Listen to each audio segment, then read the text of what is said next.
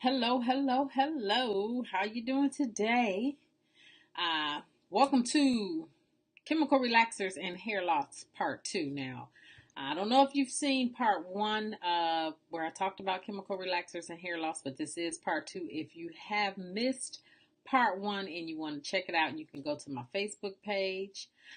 You can go to my YouTube channel, and that video is up so you can catch up with it. But today we're going to go more in depth about chemical relaxers and hair loss, and if it does cause hair loss at all. And like I always say, education is the key. So I'm going to just educate you a little bit more on relaxers and what they do. So if you do wear a relaxer, you'll know what to do.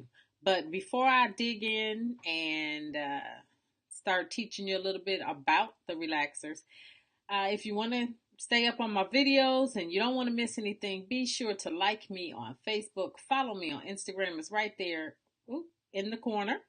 And this way. Okay, there it is.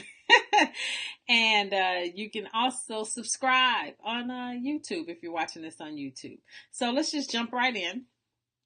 Hopefully you saw part 1. So I got a lot of things I need to put up today. So first thing we're going to talk about is the lye relaxer. I'm just going to refresh your memory. And now remember, the lye relaxer came in the jar.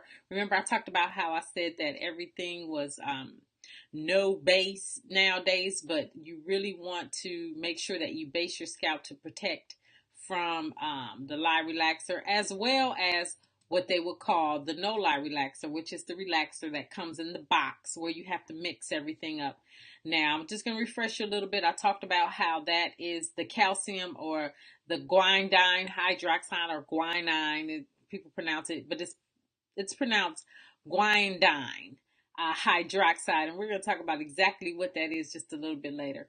But a lot of people are fooled thinking that since it says no lye, it contains no lye, but that's not what makes a lye. So we're going to get into that. But just know that one comes in the box, one comes in the jar. They both claim that they are no base, but you do want to base your whole scalp when using it so you can keep any damage away from your scalp and from your hairline, which can be weakened by the chemical. But let's just dig right into what the lye relaxer is. Now, the lye relaxer, remember we talked about it, is what you would call a sodium hydroxide, and the no lye is what we would call a calcium hydroxide or guanidine hydroxide. Now, let's talk about hydroxide relaxers. Now, hydroxide relaxers, active ingredient is the hydroxide ion. That's why there is no such thing as a no lye relaxer. That is a myth. And if you paid attention to the first video, I talked about how there's no regulation, there's no FDA regulation. So since it is a different compound, they are able to say that it's no lye, but it's not the sodium or the calcium or the guanidine that makes it a lye relaxer. It is the hydroxide, and as you can see, they are both hydroxide. Now, hydroxide relaxers can come in many different forms. There's sodium, potassium, lithium, and calcium, which is guanidine. Guanidine. I say guanidine. So there you go. And as you can see, sodium and calcium, which is what that quote no lye is, are both considered lye relaxers. They're both considered hydroxide relaxers.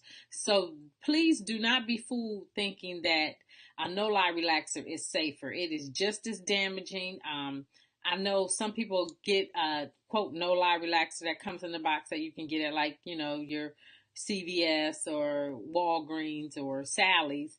And I had a client who said, well, since it's no lye, I can leave it on longer and get it straighter. No, you do not want to do that. And we're going to go into why you do not want to do that. Now, one of the reasons why women have hair loss, because they're wearing relaxers, like I say, it's not the relaxer necessarily, but it is the misuse of relaxer.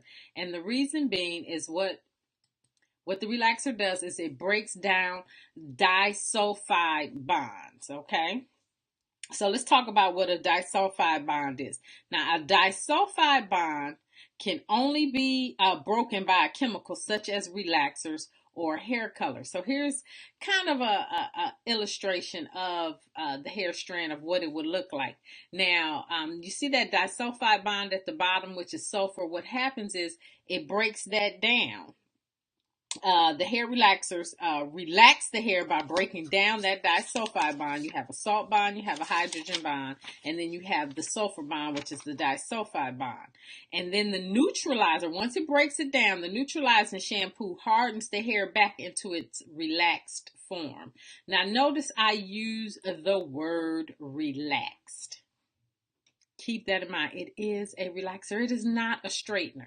So one of the reasons why women lose hair and get damage is because, first of all, you leave it on too long. It begins to scar the scalp, which can cause discoloration on the scalp, which causes the patches that have been damaged by the chemical to not grow any hair. And you break the hair down too much to where it can melt off. It is not a straightener. It is a relaxer. The purpose is just to relax some of your curl. So when heat hits it, that's why I suggest people say, well, I want to get roller wrapped or I want to get wet set because I want to keep the heat off of it because I wear a relaxer. Well, if you were not relaxing your hair bone straight or too straight, the heat alone will help keep it straight. It's not going to be too much because you have so much curl or so much wave left in your hair that is strong enough to handle a moderately heated flat iron or to handle the dry roller wrap underneath the dryer. And what happens is you, with the rollers, you pull the hair and roll it down as tight as possible. You want to get it smooth around so when the heat hits it, it reforms the curl. And that's why you temporarily, and that's why a lot of people like the wet sets, and they say, well, it holds better because it's reformed the curl. What happened is the tight curl was not reloosened, but loosened up, and then you put the rollers in it and it resets the curl temporarily, because of course once you put water in it or as it wears out the curl, you lose the reformed curl that you made. But what the neutralizer does is basically the same thing but on a chemical level. You put the relaxer on, the disulfide bonds I removed, or the sulfur bonds I removed from your hair, which loosens up your curl, and then when you neutralize it, it shuts off the chemical and hardens it back in the form that it's in. So once you remove sulfur bonds, the hair loosens up, you put the neutralizer on, it hardens back, and there you have your hair done permanently. It is permanent in that state. Now, is that damaging? Of course, it's permanently chemically altering your hair. But if you care for it and you do not relax it too straight, remove too many disulfide bonds, and you don't leave it on your scalp long enough for it to get damaged or scarred by the chemical, it should be perfectly safe. And of course, if you replace it with natural ingredients such as essential oils and trace minerals and vitamins by doing things like exfoliating your scalp on a regular, giving yourself good scalp treatments to make sure that the scalp stays properly hydrated, you keep your uh, sebaceous glands working in proper order, you should have no problems with the relaxer. Now, last week I could not find a picture. Well, I can't say I could not find. I did not find a picture of the sensitive scalp base that I was talking about. So I wanted to make sure I put it up. This is the Summit. It's a big tub. This is the size that I buy in the salon, but it does come in smaller sizes.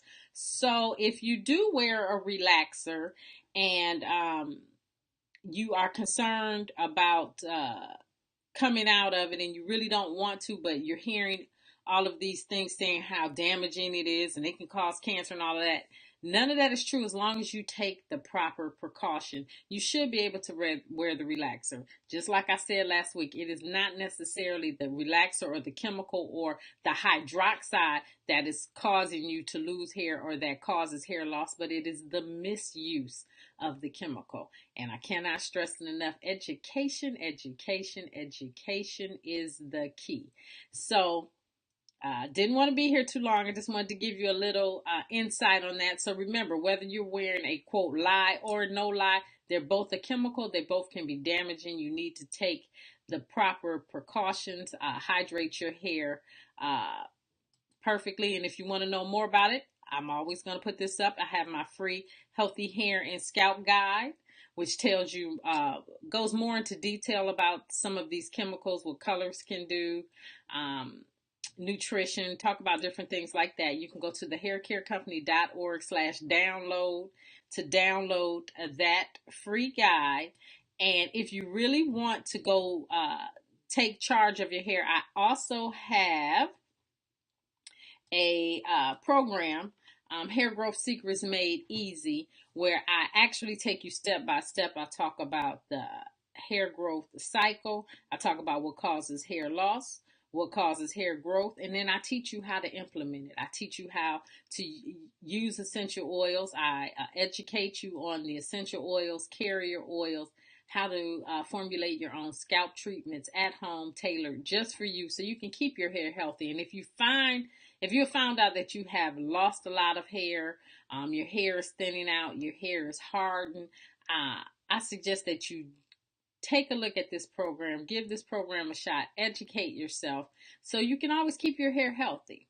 So, on that note, that's about it. I think next week I'm going to go more into color and how color can affect the hair and the scalp, if any. I have a lot of clients who end up with a lot of hair breakage. I'm going to tell you why your hair, if you've been wearing color and you're afraid of color because you're like, color always breaks my hair off, we're going to talk about why it breaks off, the different reasons why it can break off, and how you can wear color safely without damaging your hair, and how to keep it healthy. So, on that note, that's about it. I hope you have a great day, and I'll see you next time. Oh, and don't forget, subscribe, like, and follow. Bye.